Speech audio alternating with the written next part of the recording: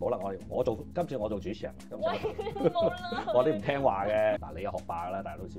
你要維持一個學霸呢種咁嘅形象，辛唔辛苦㗎？其實我訪問你而家，覺得其實有啲咩工作係唔會被 AI 取代到㗎？答案係唔知。咁其實我哋應該點樣去幫我哋小朋友增強佢哋情緒管理同埋應對壓力嘅方法咧？係，我知道你即係好用心去準備呢個訪談，我都好感動啊，亦都多謝。咁但係我聽講你最近都睇過啲資料，不如你講下你睇咗啲咩？我哋又傾下。咁可能我真係先拋磚引玉啦。咁我自己最近都睇咗一啲書，係關於點樣幫到我哋小朋友去克服焦慮嘅。咁其中講到咧有2個大嘅方法啦。第一個咧就係可能同而家咧啲老師爸爸媽媽所期望嘅有啲唔同，就係要俾多啲小朋友自由去玩嘅時間。即係例如可能每日嘅小息啦，學校嚟講嘅話，小息時間多啲啦。放咗學之後，例如屋企人又可以俾多啲時間，佢哋真係唔使我哋溫書做功課嘅，係淨係我哋玩嘅。咁因為呢一啲 playtime 咧，其實唔係淨係好似不務正業喺度玩咁樣，其實係可以幫到佢哋咧去建立好多佢哋嘅認知能力啊，即係點樣去從中揾到一啲解難嘅能力啦，點樣去即係喺玩遊戲之中有陣時候同人哋合作噶嘛，協作啊、社交啊嘅 skills 都係喺遊戲之中 develop 出嚟嘅。咁同埋呢一個俾佢哋自由自在玩嘅時間咧，即係可以真正令到佢哋釋放壓力啦，同埋亦都係可以幫到好多佢哋大腦發展。咁除咗呢一樣之外咧，第2點我自己都覺得好得意，我都覺得可以學到用到嘅就係要多啲同大自然接觸咯。原來即係俾小朋友多啲即係出去郊外玩咧，通過同啲自然環境嘅一啲交流咧，係可以刺激到佢哋好多感官啦。因為你有觸覺啦，你有嗅覺啦，唔單止淨係平時睇同埋聽咁簡單嘅。咁而且有一個理論咧，就係話喺公園即係呢啲比較多自然綠色植物嘅環境下散步20分鐘咧，其實已經可以幫到我哋咧大腦咗一個好深層次嘅放鬆咯。唉，咁我喺度班門弄斧，然之後就要聽你講嘅。我哋通常講呢叫五感啦，係嘛？通常呢叫五感，係嘛？五感。冇啦，今次我做主持人，喂，冇啦，我啲唔聽話嘅教授嚟嘅。好啦，我打個譬如，你肯定經驗都唔會比我少，甚至一定會比我多。你都做過旅遊節目啦，你最近都去過唔少地方。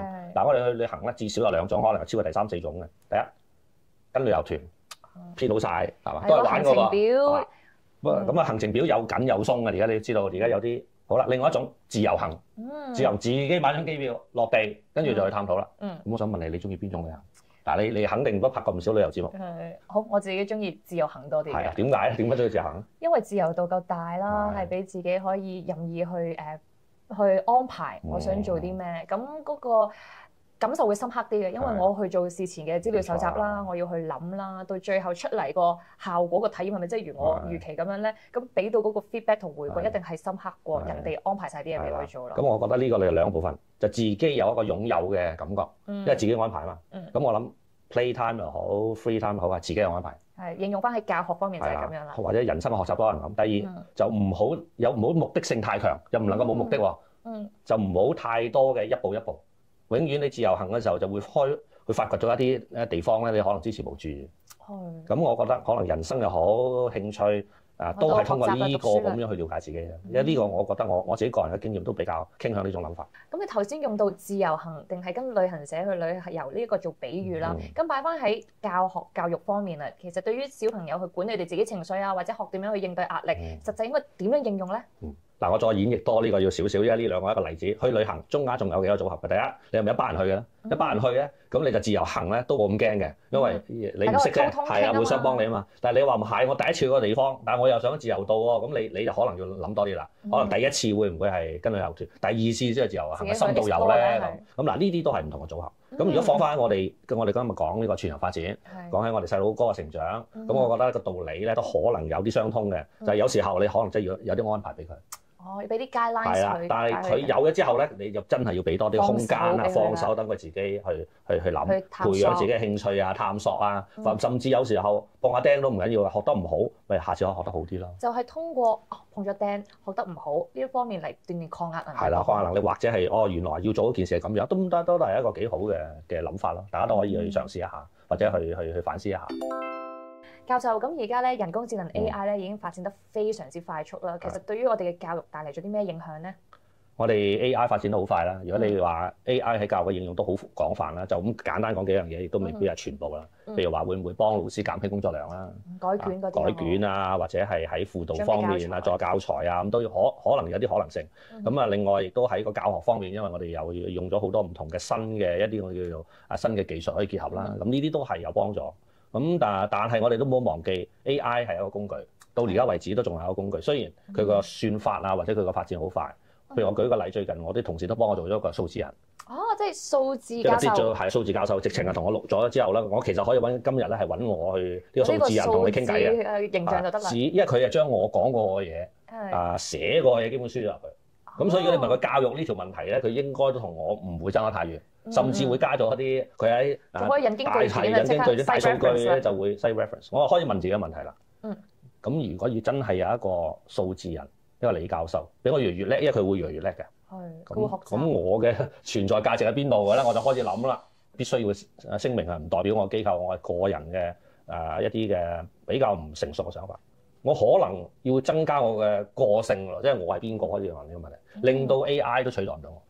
第一，第二咧，我可能係令到 AI 都估唔到我會講咩嘢。增加呢個不確定性，增加不可預測性。如果唔係咧，因為電腦大家知道佢可以通過唔同嘅程式嘅輸入咧，係可以預測你講咩。咁我諗我要起碼呢兩方面不斷進步。第三就係 AI 出現係應該會刺激到我不斷進步。咁我只要推動力嚟至少有3種嘅回應。如果你問我 AI 嚇，咁我相信可能呢樣嘢對老師對學校都要進一步嘅思考。呢樣嘢對於唔單止係教授你，我聽完之後對於我自己啦，或者學生都要即係朝住你頭先嗰3方面進步。好犀利嘅 YY 咁，你會可能佢講嘢仲流暢過我啦，佢嘅資料仲豐富過我啦。所以我哋即係無論係讀書或者已經畢業都好，即係 keep 住學習喎。不過必須我自己都要個人嘅睇法就係 AI 出現，我哋係要同佢共存，甚至係共舞，即係一齊發展嘅。如果唔係咧，純粹我因為佢太叻咧，我哋抗拒佢咧，都可能唔係一個好理想嘅狀態。我哋倒不如諗下點樣進步仲好。咁我哋而家見到 AI 咧，其實越嚟越叻啦，就令到好多人都驚緊嘅就係自己嘅工作未來會唔會被 AI 取代咧？咁教授，你覺得其實有啲咩工作係唔會被 AI 取代到㗎？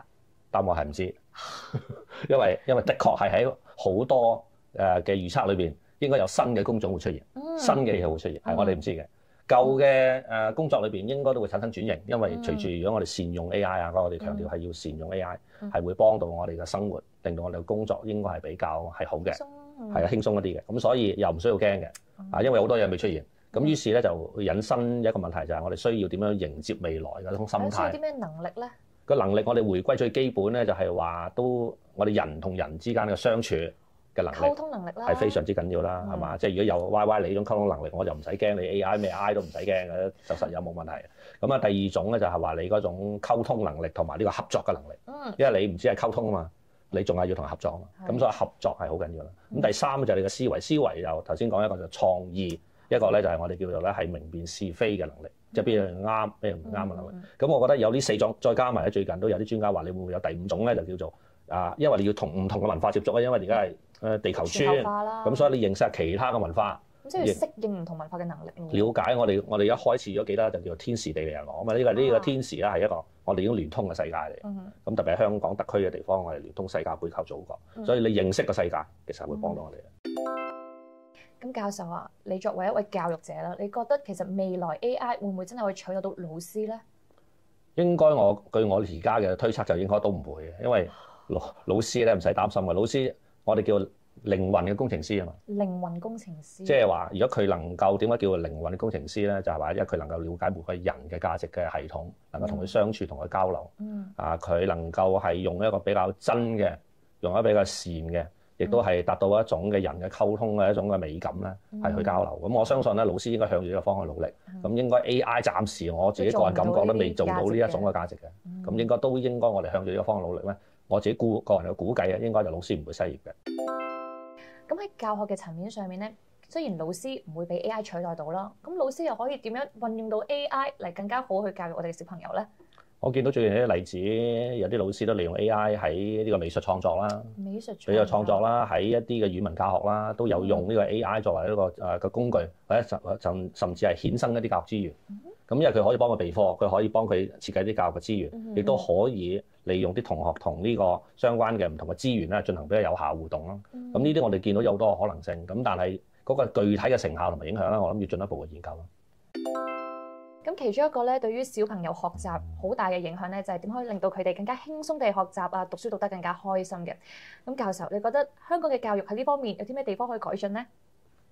地方改進其實係咩意思咧？你想啲同學成績好啲啊，想佢全人發展好啲啊，定係你想佢未來掌握自己嘅手裏邊能夠自己有一啲想法，有一啲夢想，然之後實踐夢想啦？咁我哋界定清楚個問題先。好，我覺得應該係針對於不如講輕鬆學習呢方面啦，即係講翻身心靈嘅健康平衡。好。嗱，你有學霸㗎啦，大家都知啦。你要維持一個學霸呢種咁嘅形象，辛唔辛苦㗎？其實我訪問你而家。我覺得你頭先講到學霸呢個形象咧，從來唔係自發性㗎，係啦，即係係外加㗎嘛，係外邊被動嘅，唔係主動嘅。咁所以我好少或者好難自己主動去維持嘅，係都係機緣巧合嘅。但係都維持呢一種咁嘅成績啊、進步啊咁，其實辛唔辛苦嘅咧？我諗個重點係就唔可以辛苦啦，就係如我哋問題所講嘅，一定要令到學習係一件對你嚟講輕鬆有樂趣嘅事，你係 enjoy 嘅，咁所以唔係覺得係好艱難地為咗分數而去讀咧，先會可以有一個令你覺得意想不到幾好嘅成績喎。我自己個人嘅睇法啦，即係同你嗰個交流咧，就係第一，學習千祈唔好覺得係純粹係開心嘅，學習係要付出嘅，等於任何一樣嘢你要成就你嘅工作，你都要付出嘅，等於你今日準備你都要花時間嘅。頭先中間你都要有個過程要準備嘅，係嘛？大家都要準備，咁所以唔能夠話呢樣嘢係完全係冇付出嘅，都係一定要又唔能夠話完全係純粹係享受嘅。不過我哋嘅問題就係呢種付出有冇意義？呢種付出能夠帶來，如果當你取得某一啲嘅少少嘅成就嘅時候，係能夠有滿足感啊，有滿足感，開唔開心，令個自己更加追求一個更加理想嘅狀態嘅啫。咁呢個第一。第二就係話，我哋今日都講咗。我哋嘅人生，包括喺學校嘅時間，我哋仲有喺屋企嘅時間，我哋仲有啲希望有啲 free time，有啲 play time。咁呢個時間嘅分配嘅問題，我哋每個人都有個時間嘅分配，因為隨住你嘅角色嘅要求。咁我覺得應該喺時間嘅分配裏邊應該有呢個彈性， time management 多啲嘅彈性，即係有一啲自己可以選取、自己可以咧係發揮嘅一個空間，令到自己可以了解自己嘅時候都，因為通過呢個 free time，通過呢個 play time 咧，可以了解自己，亦都讓呢個父母、你身邊嘅人了解自己，亦都令到知道自己原來咧我真正對自己有興趣嘅嘢係乜嘢。咁呢啲都係教育嘅大教育咧，值得我哋思考嘅一齊嘅問題嚟嘅。咁教授你頭先講到啦，我哋必須要承認咧，其實學習嘅過程中係一定會有啲地方比較辛苦嘅，要俾心機嘅。咁但係會唔會真係有啲咩具體嘅方法係可以令到整個過程感受咧係比較舒服啲、輕鬆啲，更加容易接受咧？不如我又訪問你啊，你最享受嘅係做緊邊樣嘢？你最享受喺你嘅生活嘅工作裏邊？我真係誠實答㗎啦。誠實答。讀書。讀書好。讀書對我嚟講係人生而家生活中最享受、即係你揾到比較有意義，最舒服嘅。但係讀書辛唔辛苦啊？特別讀一啲比較難嘅嘢，讀書好舒服嘅話，所以我唔覺得讀書好辛苦，所以好開心。但係讀一啲可能你曾經未接觸過嘅題目，你覺得會唔會辛苦嘅？當然嘅，即係讀一啲新嘅領域啦、新知識啦，你真係要用腦絞盡腦汁去理解佢，然後去諗通佢。有陣時仲要背熟佢，背下有啲位仲要唔記得咧，真係有挫折啦。咁又要再重新背多次咧，係會不停咁樣起伏嘅。但係大體上你都覺得係樂趣多於你個付出啊嘛，即係呢個係最緊要啊嘛。咁所以我相信即係。同各位觀眾，我哋今日嘅交流都希望你嘅小朋友喺呢個學習嘅過程裏邊係一定有難度嘅，可能甚至有啲挫折，但係大體上都希望能夠揾到一啲意義，或者甚至係樂趣啦。咁除咗小朋友之外咧，仲有家長噶嘛？面對住而家急速變化發展嘅 AI 世代啦，其實家長們應該點樣自處咧？小朋友有咁多情緒問題啊 ，AI 又變得咁快。即係你問我呢個問題咧，我就會即係。根據我一啲好粗淺嘅對中華文化一啲學習同大家分享啊。第一個咧就係四書裏邊嘅中庸之道，即係唔好走極端嚇，唔好咁極端，因為我哋任何嘢都有正面，亦都有佢個反面，就不宜就走太多嘅極端。我哋對細路哥嘅期望適切嘅期望，我哋對自己雖然縱使有好好嘅理想同埋期望，都希望我哋嘅仔女實現，但係我哋都係天時地利人和有時候都要信奉下道家，我哋係要。即係要係向一個自然發展嘅方向，順其自然。咁呢啲都係我衷心咁同大家個人嘅分享。